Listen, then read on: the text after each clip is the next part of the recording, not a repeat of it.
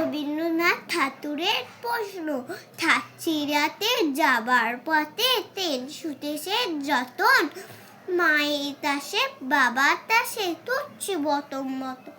ও মা এত নিত্য নাট্য যেই বলেছি আমি, মা বলতে দেয় বদ্ধ তোমার বেড়ে পাঞ্জামি। সরন্ত সব না ইস্তুরের মধ্যে সরন্তর কাছে, জানিস আমার বাড়িতে বাদ বাঁধানোর আছে। পরিণত হয়েছে চোপতার সামনে ধাতে ধূপ, সেদরতি হয়েছে রতি এমনি বিয়াতুপ।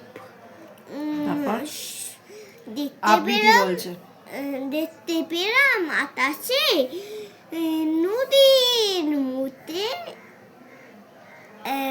ভুলে গেছে, খাত তুলতে দেখতে পেলাম। এবার বানিয়ে বানিয়ে বলবে, যেটুকু মনে ছিল বলে দিল, এবার যেটুকু হবে এবার বানিয়ে বানিয়ে এবার স্ক্রিপ্টটাকে পূরণ করবে, তাই তো? তুমি একে চেনো না, এ হচ্ছে না যেখানে পুঁতবো ওখানেই গাছ বেরোবে।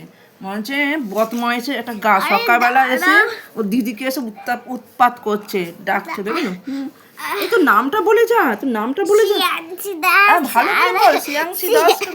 সবাই শ্রেয়াংশী দাসকে দেখো, মুখটা দেখো।